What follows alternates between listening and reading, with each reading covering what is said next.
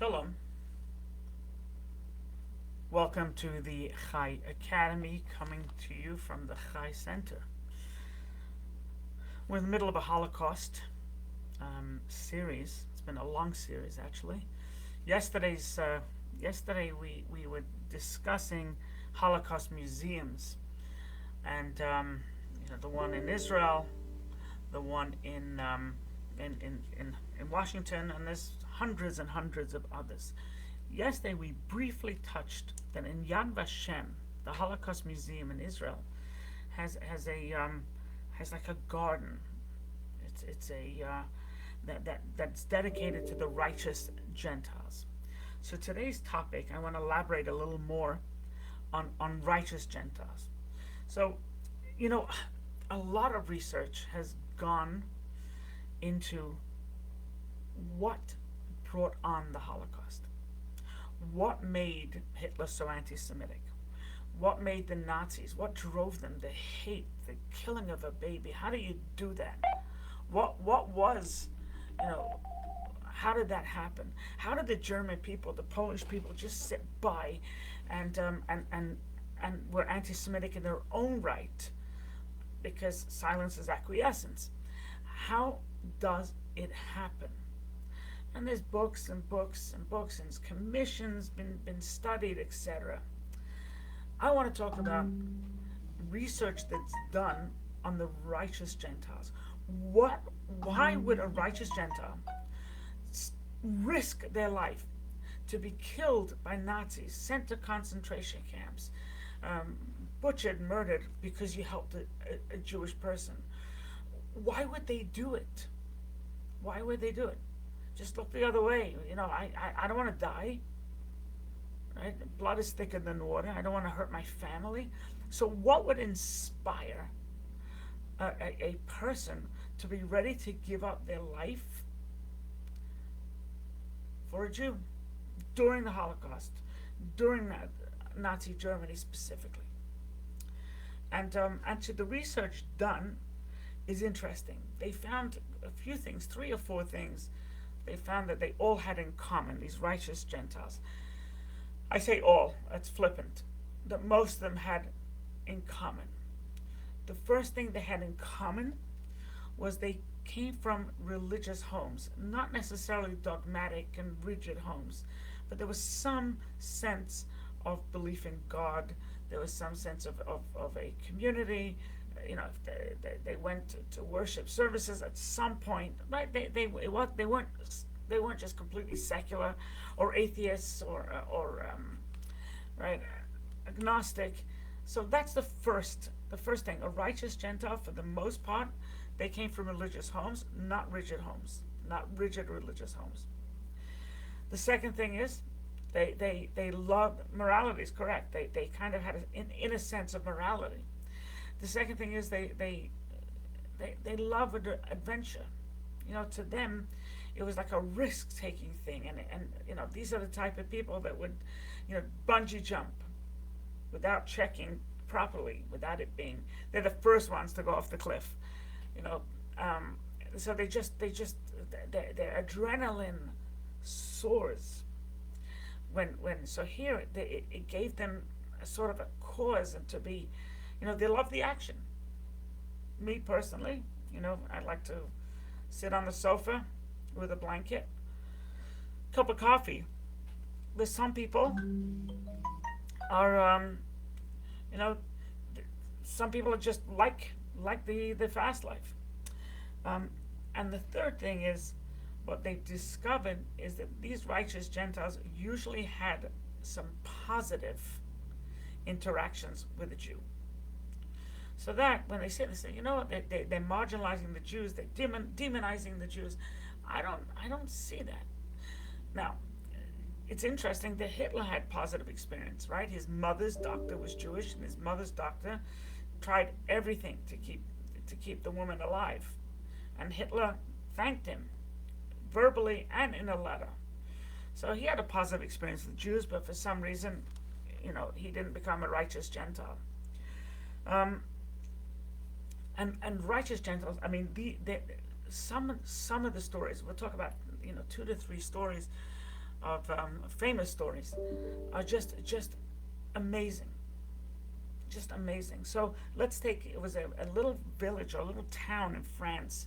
It's called Le Chambon. And Le Chambon, it was a Protestant town.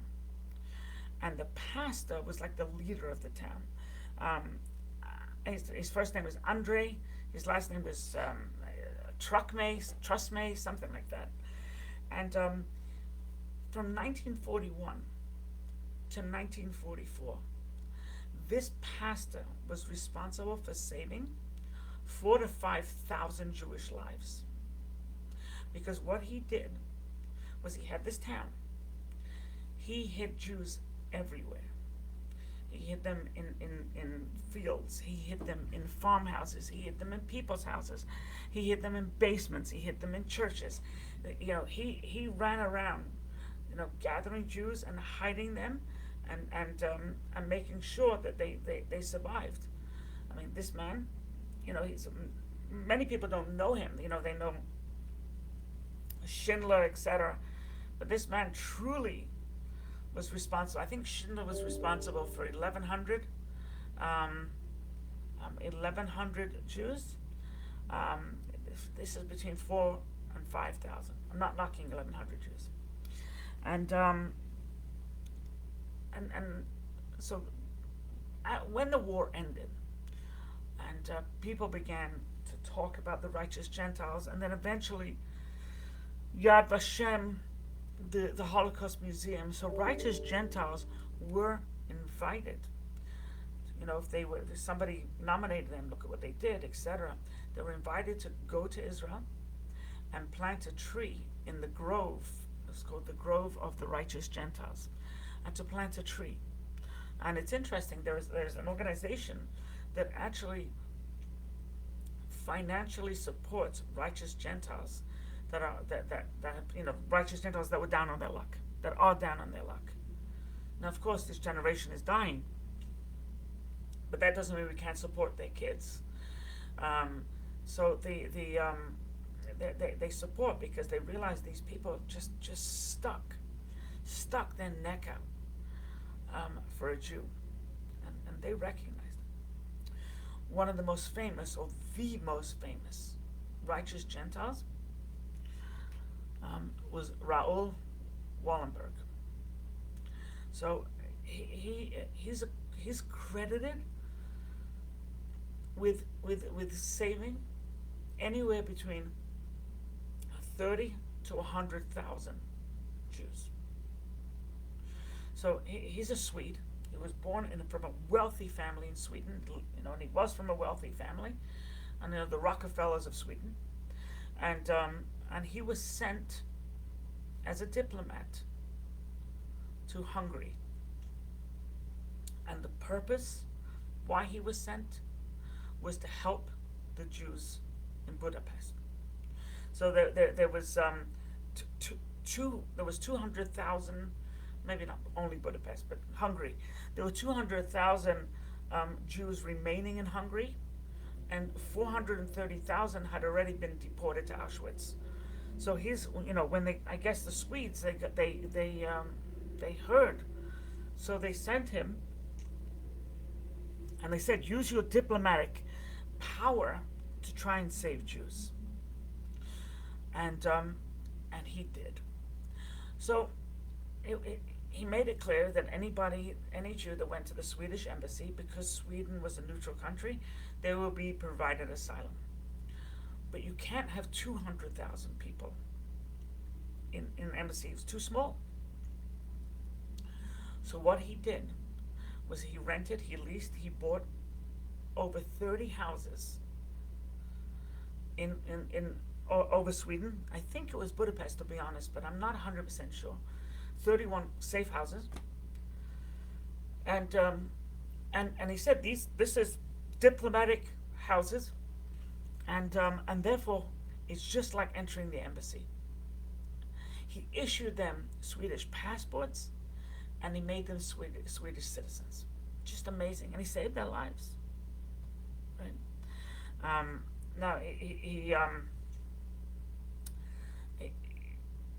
the Nazis kind of didn't know what to do with him. They didn't want to rock the boat with Sweden. It's a neutral country. But yet they saw this guy just prancing around, and he was everywhere.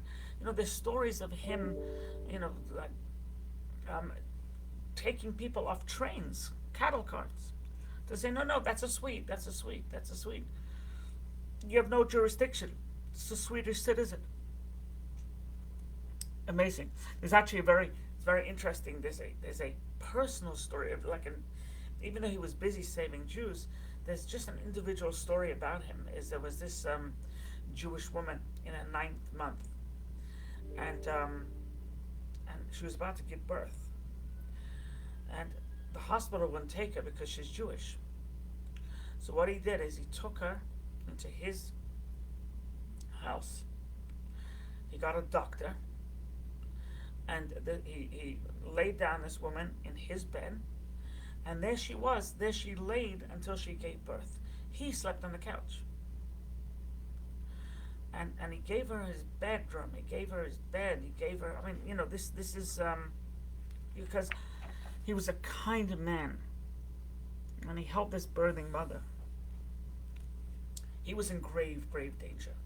He was in danger from the Nazis. The Nazis, wanted to kill him. But the twist of irony is it wasn't the Nazis that got him. It was the communists. The communists, they basically, Soviet Union, they grabbed him and they arrested him. And they tried him as a spy. Now, why did they say it was a spy?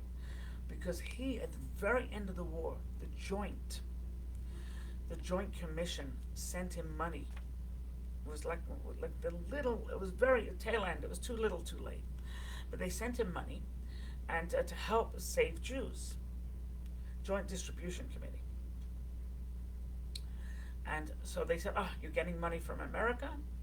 You're on the enemy side, and they arrested him. And they couldn't believe.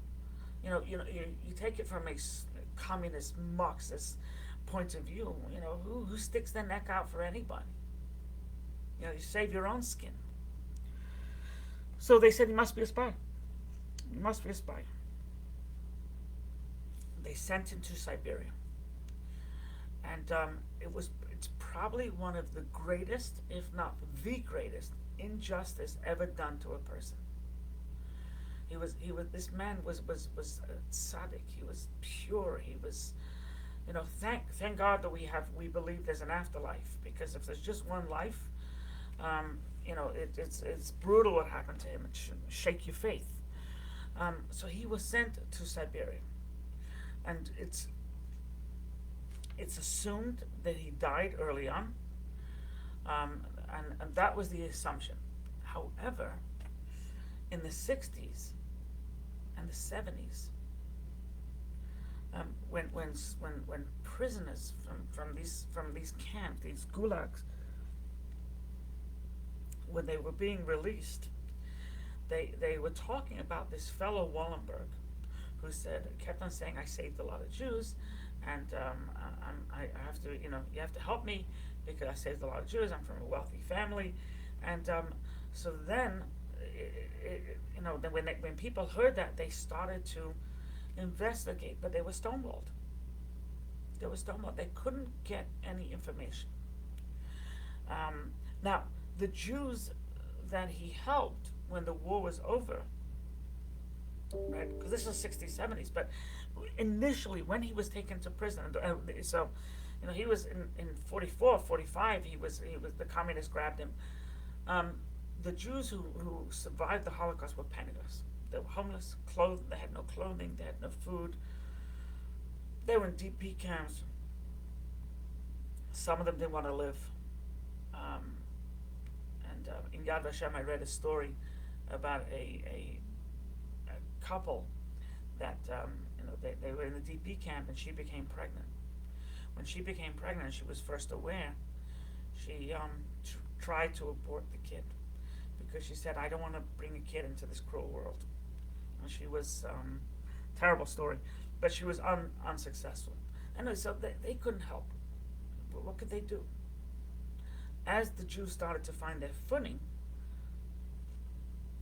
the ones that were got money started to pour money into getting hold of Raoul Wallenberg, but it was the Soviets just put this. They don't call it an iron curtain for no reason. The Soviets just blocked him, and and then at one point there was a congressman, Tom Lantos. I'd actually met him. So Tom Lantos, he was a congressman in Northern California, and he was actually a Wallenberg survivor. So when he heard that Wallenberg may still be alive, he went to Congress and he said, and this is what he did. He said, we have to. He told them the story of Raoul Wallenberg. He told them the story of what this man did and how many lives this man saved and the injustice that that happened to him, to Raoul, and they passed a law that Raoul Wallenberg is an American citizen.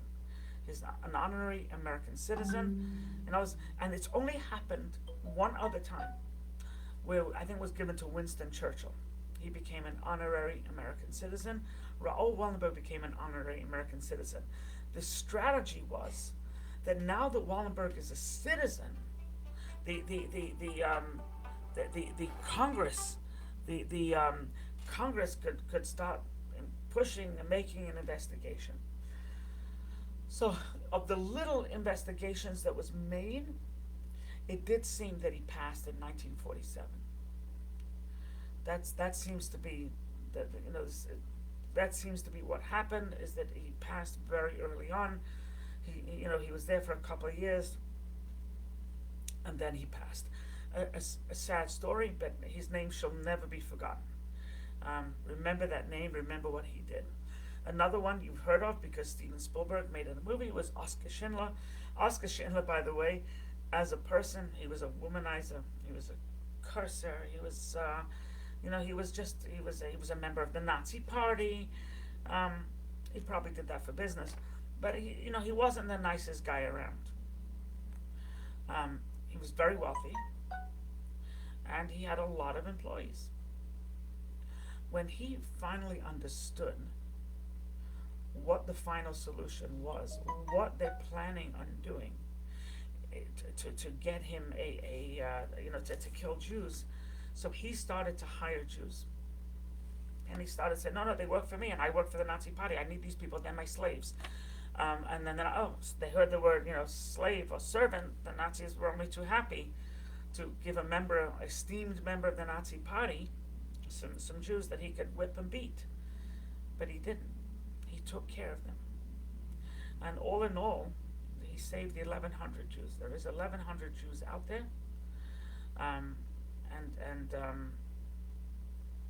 Who survived. And if you haven't seen the movie Schindler's List, you should definitely see the movie. The end of the movie is very, very, very precious. It's where survivors and their children had a reunion around his grave, and they said the Kaddish, and they prayed for him. So there were. So there was some morality left in Europe, but it was rare. It was rarer than a Nazi. In other words, once again, a Nazi would kill a baby. You have to be a real sick bastard to kill a baby. But they weren't lacking. Rarer than a Nazi was somebody who said, I'm going to take action. I'm going to be proactive and save lives here.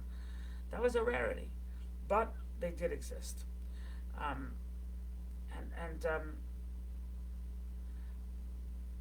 Kinder transport. Yeah, I have heard of it.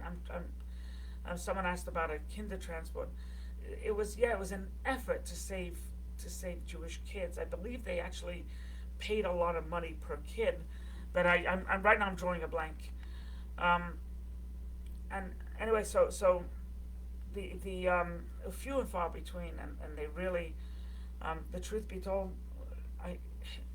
it's every single Jew should have sort of a laminated list of righteous Gentiles, especially if you're a relative of someone that survived.